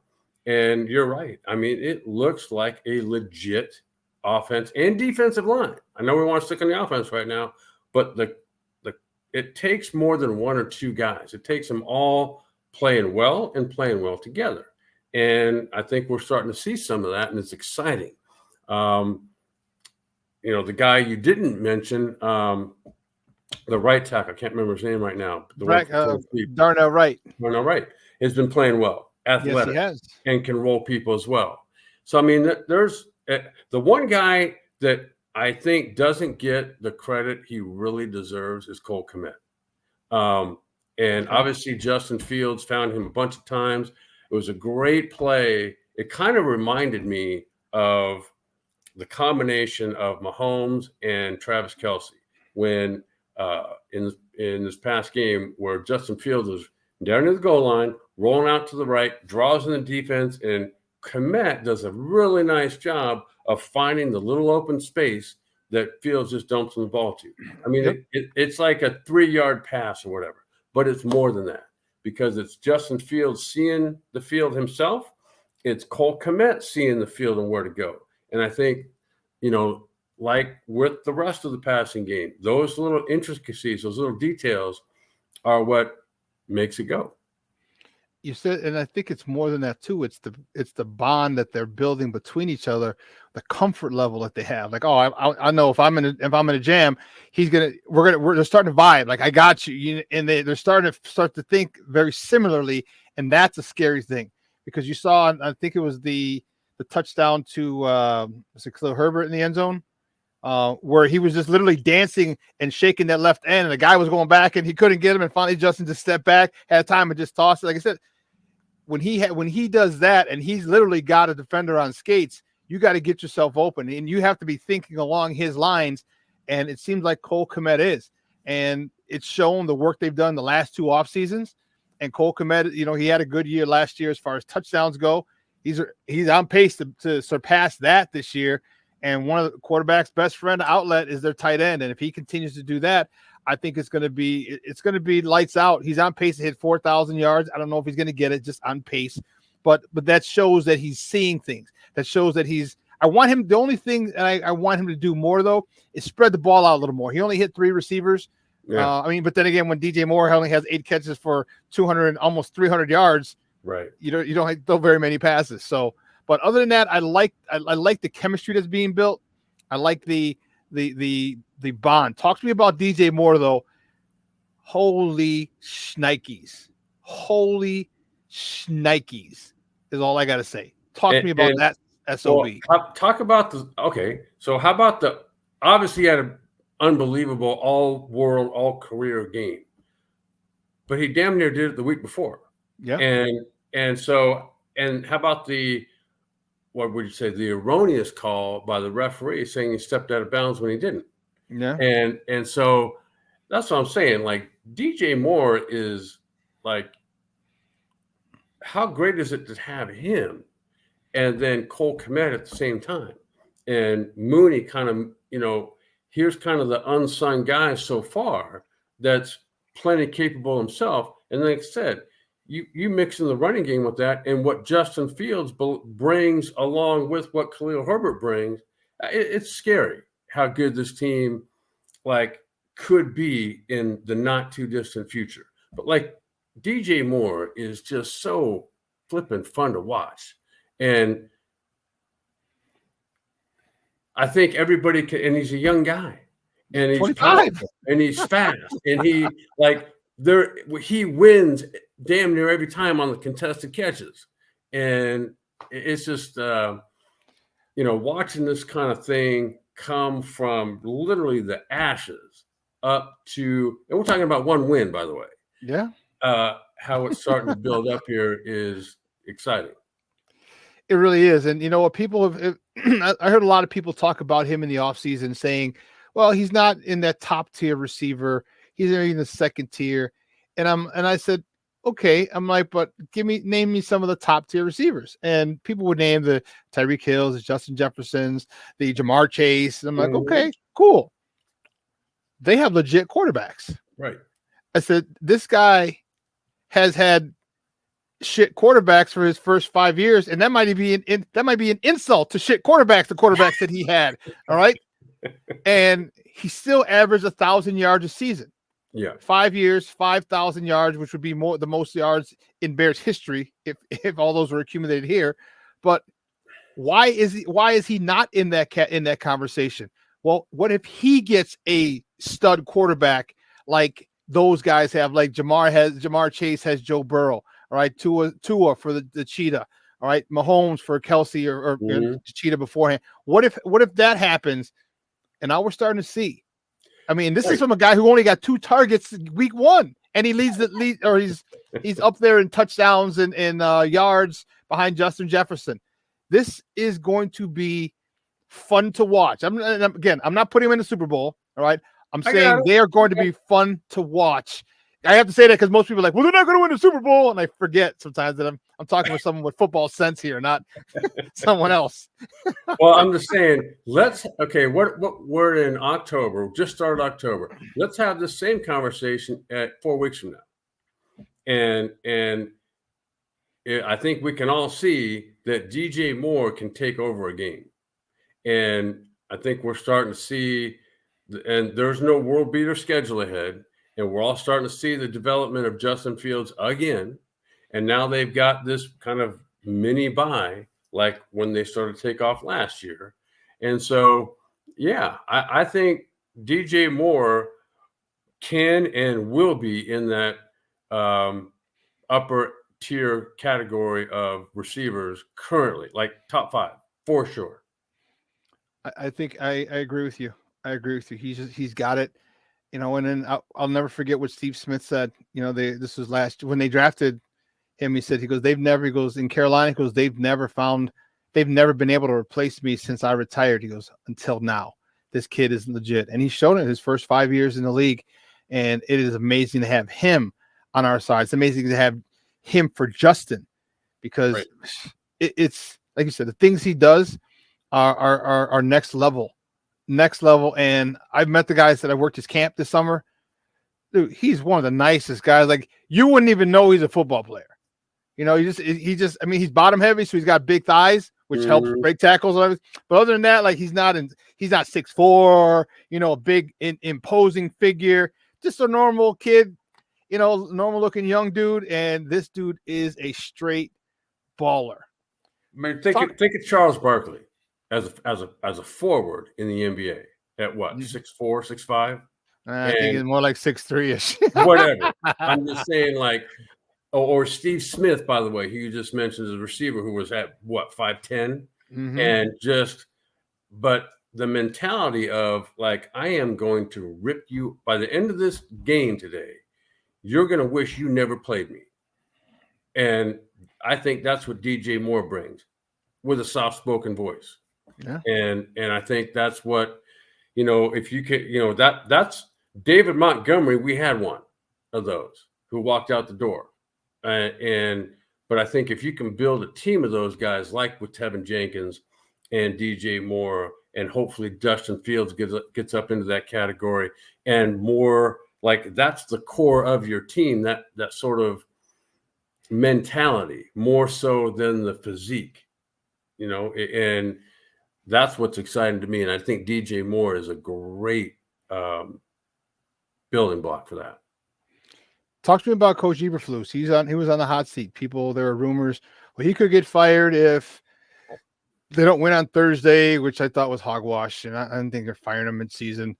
But all of a sudden now he's got the seat isn't as warm. Okay. Yeah. Talk to me about him and his, he stayed constant. A lot of people call it coach talk. A lot of people said, the same stuff over and over again, but he stayed constant. Work hard at practice, give our best effort. And they have, and people are like, it's silly. He's just coach talk, but it's really not. It's everything happens at practice, and he's a big practice guy. How do you see him as at the end of the season if the Bears continue to progress? Do you see them letting him go? Basically, it's going to depend on how many wins does he have, and then also the development of Justin Fields. If Justin Fields gets 3,500 or anything over that, do you let him go and let him take Luke Getsy with him, who's now finally tapped into Justin Fields? Yeah, I think more the latter. Like, I think the one comparison I can kind of make to this is I never got to play for Bill Walsh, but he wrote, I think, 2 or 3 books. I read one of them. I have all of them, but I read one of them. And after his first, he took over 2-12 team, 2-14, went 2-14 his first year. Starts out the second year, wins first 3, then loses a bunch in a row. Is on the plane flight home after that loss and is contemplating walking in the next morning and resigning. 18 months later, they won their first Super Bowl. I'm not saying the Bears are that close. What I am saying is that sort of character is what you want. Someone who brings in, this is how we're going to do things now, today, and forever. And you just quietly stick to that mode. And you let all the people on the outside, whether it be fans or media or whatever, and you let them have their opinions. But inside, you create the things that historically that you witnessed that contribute to winning, and stay consistent with that. And to me, that's what they're doing. That's what Ryan Poles has done. That's what Matt Eberflus has done. That's what all the coaching staff, like, it's a good organization that way until they win. And then when they win, they go, oh God, what a great plan this all was. And it was, but you have to go through, like there's the story is more the Shawshank Redemption, Andy Dufresne walking through that, the pipeline of crap to get out. 600 yards. Hey, we're just born into championship team. When I was playing my first year, it was 1987, and we played against. I played during the strike in Atlanta, and we played against the 49ers, one of the games, and damn near beat them. But I also, in that book, he wrote that in that game, he only let Montana throw 8 passes. So, but I just think when you have an idea of what you want to do and you've been around a while, like Eberflus has, then you come in with a plan and you stick to it. And to me, that looks like what they're doing. Poles has been he's been the poster child of that. Here's my plan. I'm going to tell you the plan, and I'm going to stick to the plan. whether you criticize me, whether you like it or love it or whatever, Mhm. I'm going to stick to the God-blessed plan. And we've seen it in every aspect of it, from the draft to free agency to now. And I think that discipline is what's very admirable, very difficult to maintain. Mhm. But I think that's going to be one of the pillars that this franchise is being built on, is this discipline and not overextending. Okay, demanding that you work, demanding that it's crazy that you have to demand that you're only getting guys who love the game of football. Like, you get to that point, like, you wouldn't love the game of football. Like, you know what I mean? Like, I can't. You realize how many people would love to be in your position? Some people and some guys just don't get it. They're just that naturally talented. But he says, hey, I'm getting guys who love football first and foremost. And his basically it's his way. This is how we're doing it. So it's our way or the highway. And I like it. Damn what you say, damn what this guy says, damn what this guy says, damn what this national writer says. I'm running this organization. And like Frank Sinatra said, I'm doing it my way. And I love it too, because think about how difficult you just talked about creating the culture where we're not going to do it my way. We're going to do it my way in the way that I see over time things work. You stay consistent, you stay disciplined, which is counterintuitive to today's culture with young people. And so when things don't work out for you in high school at one school, you can go wherever you want. And in college, you can get in the transfer portal. And so when now you're going, hey, great that you've done that your whole life and that mommy and daddy were there to bail you out every time. But that's not how it's going to work here. So you're not only having to do that, you're having to do it with a completely different mindset of young people that you're now overseeing. And that's what I think is, in all these years, has gravity ever changed? Nope. And nor has the recipe for what we're now talking about. That's a great point. You got to go through difficult times, but you have to set the bar up at the standard of where we're going. I don't care where we are right now. This is where we're going. I've given Eberflus a lot of flack because I don't. He had a couple of times. He's when I was in the room the other day, or the press conference in Denver, one of the reporters said, have you been doing a good job? And he says, well, none of us have been doing a good job. And I'm like, okay. But I'm like, I would have said, you know what? No, I haven't done a good job preparing my team. But that's going to stop now. I'm going to make sure something along those lines, this is your team. This is on your watch. Mm-hmm. And he didn't say that. And I was really upset about, because look at Justin made the faux pas when he talked about the coaching, but when he called everyone back, he goes, hey, I'm not throwing my team under the bus. He goes, I'm taking the heat. If anything happens, he goes, it's my fault. You know what? If a drop pass, I should have made a better pass. It's my fault. To me, that was the latest. So I've given Coach Eberflus some flack a little bit, but if he continues to stay grounded and continue to say, hey, let's work in practice. That's his big thing. And he hasn't strayed from it. He hasn't deviated from it. I need to see what you can do in practice before you get on the field. Mm-hmm. You have to I can't do anything but admire that by him sticking by his guns with not just me, but other media people coming at, right. And I just think that's admirable. I would take what he said a little differently, though. When he says it's not that it's all my fault, it's none of us are doing a good job. Meaning, he sees the film too. So it's like, I'm not taking the heat off myself because I'm part of this, and I'm the main person that's organized all this. However, the players are also responsible. So he sees all the mistakes that are being made. So he's not letting anybody else off the hook either, which I think is probably the message he gives every single day. Like, we're all in this together. It's not you versus me, or me versus you, or coaches versus players. We are all in this together. So we're all going to take it. It's an interesting perspective. I wasn't thinking of it that way. Thank you for, okay. Well, I like it. I like what he's doing. And talk to me about Luke Getsy before we let you go. It seems like, what do you think happened? Do you think he got out of Justin's way? Do you think he incorporated Justin more? So you think he just said, "Hey, let me stop trying to put a square peg in a round hole"? What do you think happened? Because Justin's looks a lot more comfortable. Justin's hitting. They're pushing the ball downfield.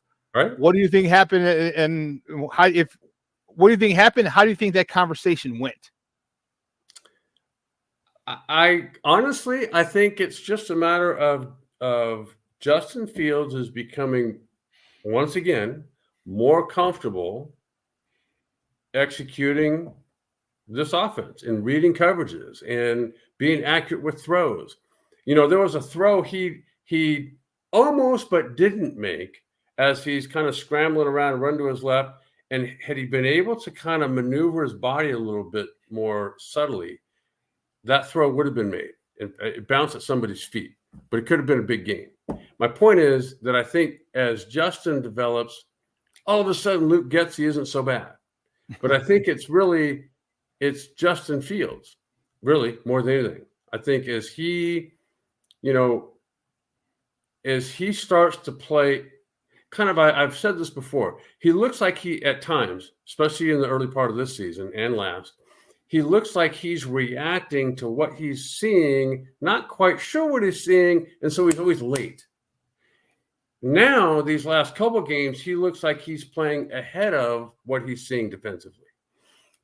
The more we see of that, Luke Getsy all of a sudden looks like a genius himself, which I don't think it's so much Luke Getsy as it is Justin is starting to acclimate and assert himself and play and think and move and react more confidently than he's looked to start out this season and last. So as he just continues to develop, Luke Getsy won't be any issue here. Well, I want to see it. You want to see it. Bears Nation wants to see it because we've seen it. We've had a taste. We're like crackheads. We just had a taste. They gave us a free sample. Now be calling me. Now be calling me.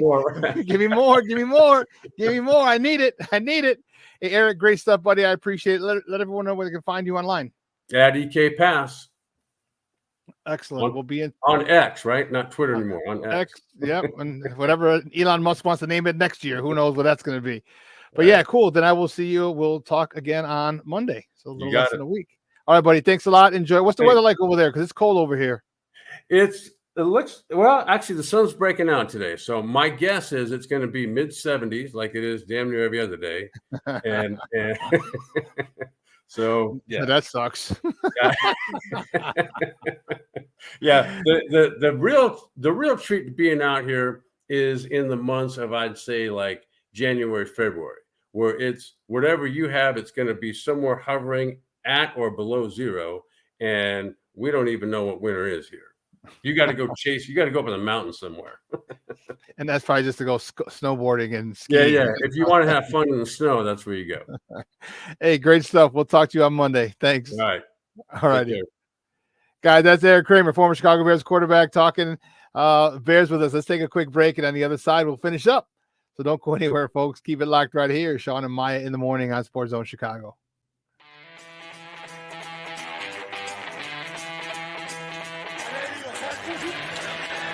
Off the fake. Fields against the grain. Finds Jesse James. Field. With time. Delivers down the field. And Cowboys.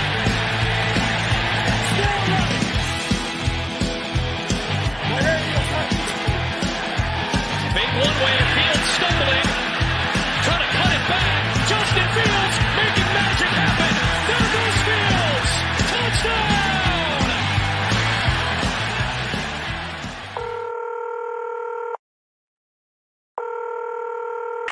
911, operator 901. Where's the emergency? 127 Brymere. Okay, what's going on there? I'd like to order a pizza for delivery. Ma'am, you've reached 911. This is an emergency line. Large with half pepperoni, half mushroom. You know you've called 911. This is an emergency line. Do you know how long it'll be? Okay, ma'am, is everything okay over there? Do you have an emergency or not? Yes. And you're unable to talk because... Right.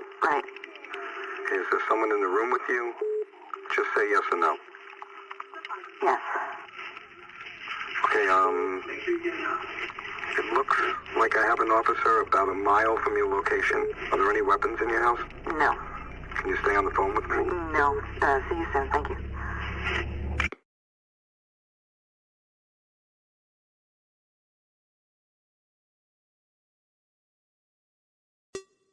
Hey, it's your boy, the SuperBack, Shawn Sierra, and be sure to follow Sports Zone Chicago on all social media platforms, on Facebook, Instagram, and our Roku channel. You can find us at Sports Zone Chicago, and on Twitter, we are at Sports Zone Shy. Also, be sure to download our mobile app so you can take Sports Zone Chicago with you on the When I'm flying, I put my helmet on, my visor down, my mask up.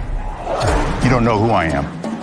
Whether I'm African American, Asian American, Hispanic, white, male or female.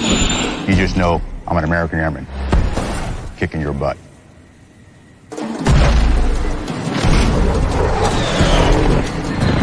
I'm General C.Q. Brown Jr. Come join us.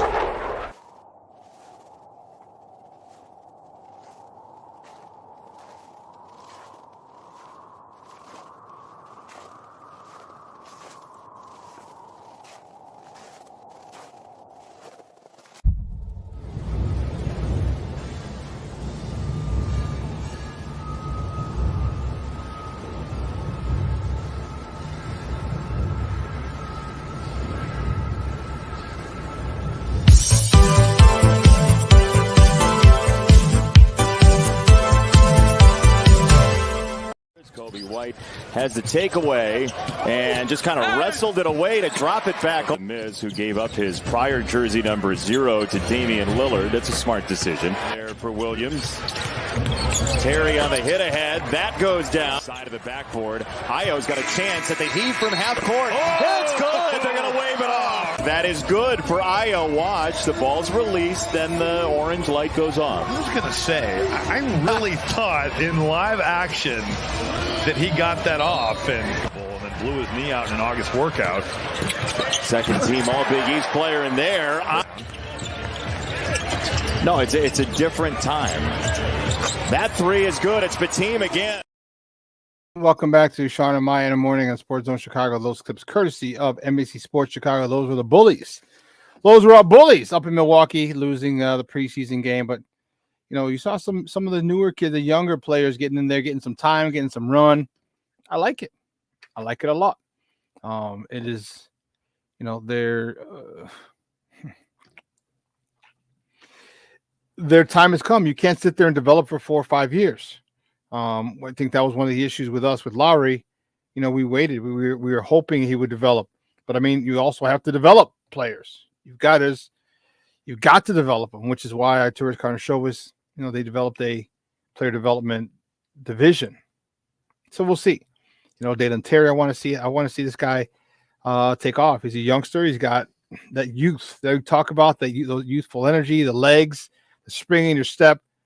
Man, I'm telling you, believe you me, I remember when I was 22, 23 years old, and the amount of energy we had at that particular point, was through the roof, as most of us did back then. The Bulls, their preseason schedule continues. They play tomorrow. They're home against Denver. I think it's a home and home. Yeah, it is. Pardon me. They're home against the Denver Nuggets, and then on Sunday they travel to Denver. Pardon me. So more preseason game for the Bulls. Get more action, more time. It looks like Kobe White is going to be that starting point guard. You know, we talked about Lonzo Ball. You know, he was there at media day, still talking like, I'm going to play, I'm going to rehab, but I'll be back playing. It's just tough, man. It's just tough to believe that he'll ever get back. And he, you know, when he comes back, we can't expect him to ever be what he was before, but it doesn't mean he can't be it's still a very good player. All right. It just means he's going to have to morph his game. His game's going to have to adjust. Okay. And that's what happens when people get injured. Okay. You become smarter. You have to be more cerebral about playing the game. All right. Because at that point, it's not physical. All right. And some of the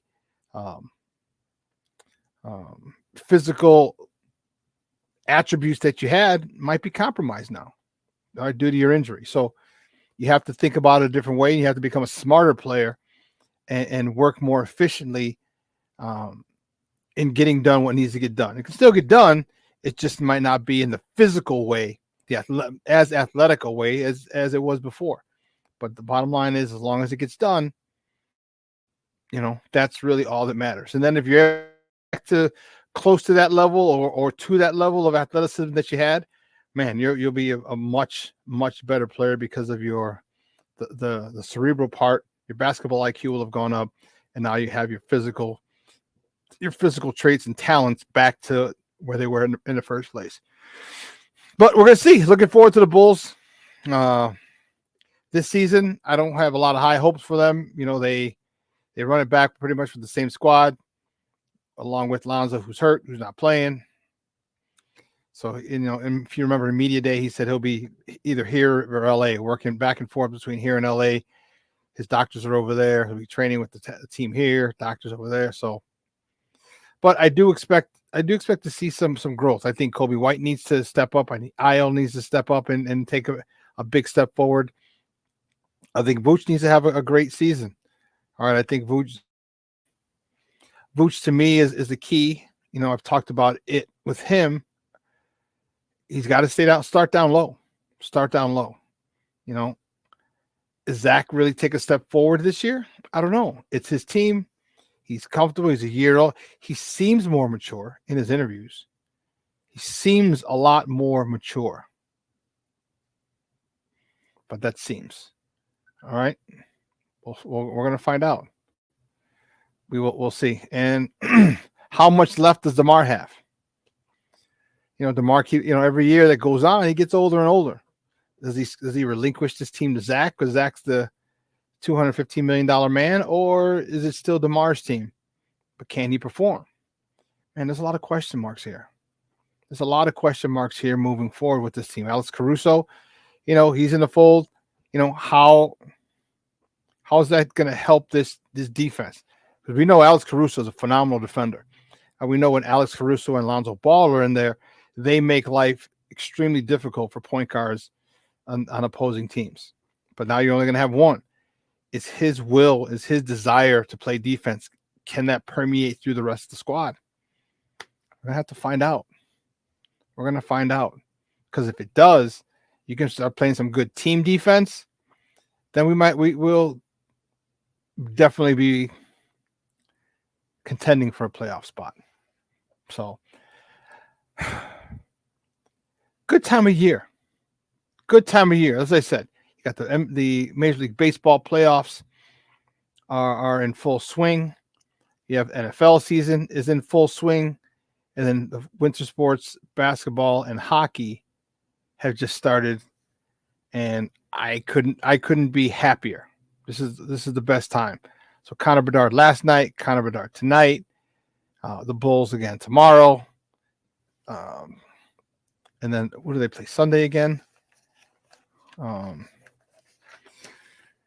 Bulls again tomorrow, Saturday the Blackhawks, Sunday the Bears. I'll be at that game. Sunday the Bulls.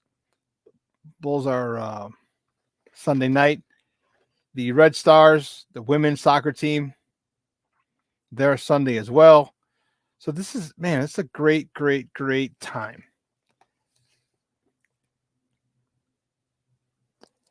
With this Bears team, as we wrap this thing up, I anticipate these last two games being the launching board for Justin. I think the one thing that, 1 week is not good. And, I saw Shady McCoy and everyone on Speak with Joy Taylor. He's like, well, he lost that game. Even Joy's like, he lost that game. And see, this is why I have an issue with people who, one, don't follow our team and just look at the stats. Two, who never played the game or coached. All right, more than just a fan. So they're sitting there talking, and she's like, well, he had 2 interceptions, and they lost that game, so I don't count. I'm like, but it's a team game. You know, Shady McCoy keeps bringing up his record. I get it, but you also have to remember who his coach was and what his talent the talent around him was in his first year when he's running for his life. And then last year, when you trade away Roquan Smith, you trade away Robert Quinn, you get rid of Akeem Hicks. Think of all the way they decimated that defense last year. Think of it. You're not helping Justin. So to throw out his record, which Shady McCoy and other people keep doing, it's a poor representation. Numbers can be manipulated any way you want them to be to fit your agenda. Okay? Now he's got playmakers. And it's funny and this is the only thing that people, there's a lot of jamokes out there who were saying, well, Justin's not a pocket passer. Tried telling you the whole time he was a pocket passer. When you look at his tape from Ohio State, he wasn't a running quarterback.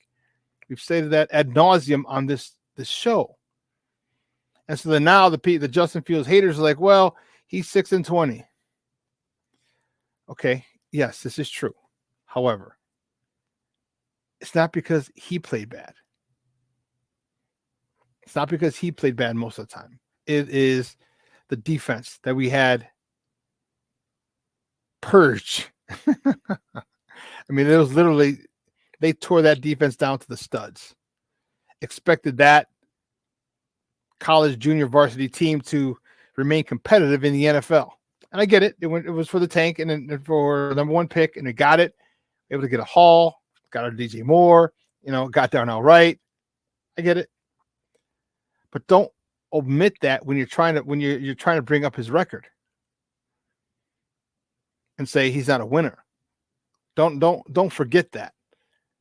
All right, you can't say, well, his record is bad. Is he supposed to win the games by himself? So that's why it frustrates me when I hear people say that, especially people who play the game. So that's telling me that they haven't paid attention to this team all last year or this year. You're going by the highlights. You're going by what you think. You're going by what other people say.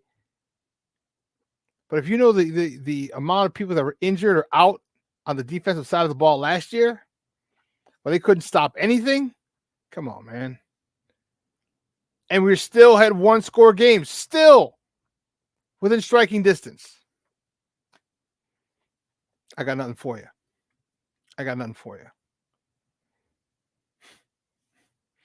Listen, 2 hours is coming on. What a phenomenal show. I want to thank my guest, Ron Luce from the On Tap Sportsnet.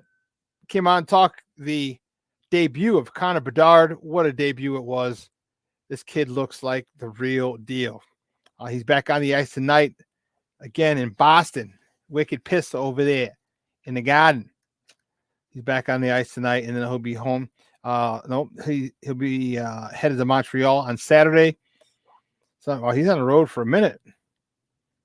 Today's at Boston, Saturday's at Montreal, and Monday is at Toronto before he heads home. Wow, it's got a nice little trek. Okay. Oh man, that first home game for Connor Bedard is going to be good. It's going to be exciting. I don't know if I'll go there like I did the preseason games, but maybe we'll request credentials and start doing that. But I digress. A lot of sports on, a lot of college football, a lot of pro football, NFL football.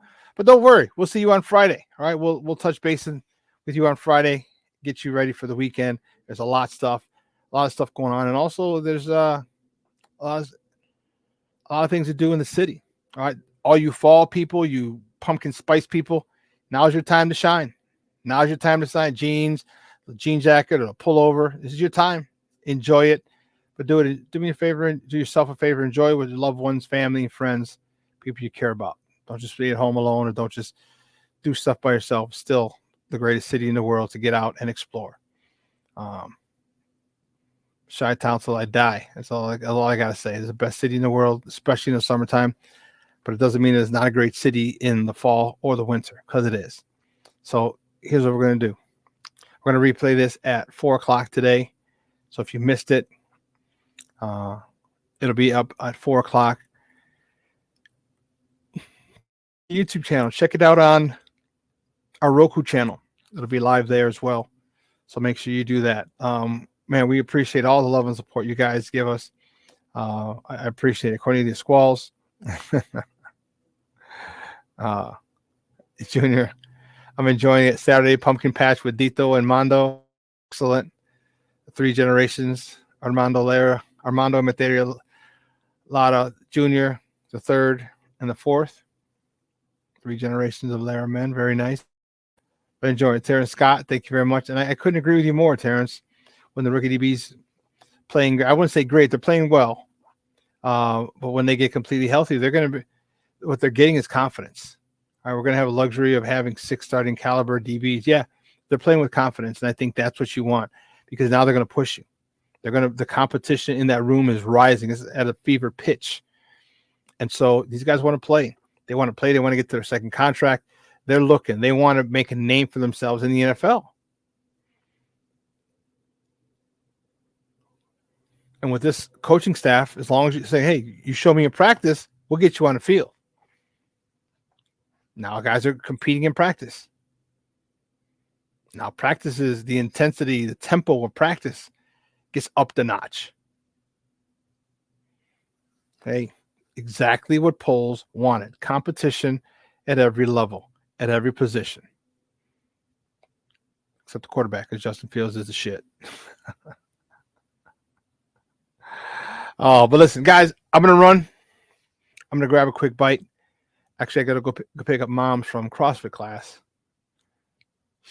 Her class is from 10:30 to 11:30. So by the time I get there, I get to watch it, and I'll post a little video. Maybe take another video of her again today. She hates it. But guys, you have a phenomenal weekend. Actually, not even weekend. We're only on Wednesday. Have a phenomenal night. All right, we got basketball. Yeah, we got preseason basketball. The Bulls won't play tomorrow, but we got baseball. That's postseason play. All right. We have hockey. We have our Blackhawks and the rest of the NHL. There's tons of sports. Tons and tons and tons of sports. So get your fix in. All right. OD on it if you want. Just make sure you get up for work in the morning. So for everyone here at Sports Zone Chicago. All right, guys, I'm your boy, the SuperBack Shawn Sierra from Elliot, our executive producer, the Clarence Council, our social media guy, Amaya, my co-host. All right. We love you. We thank you. We appreciate the support. Guys, have a great day. It's going to be a fun one for me as well. Let me go get her, and we have some running. I got some running around to do. All right.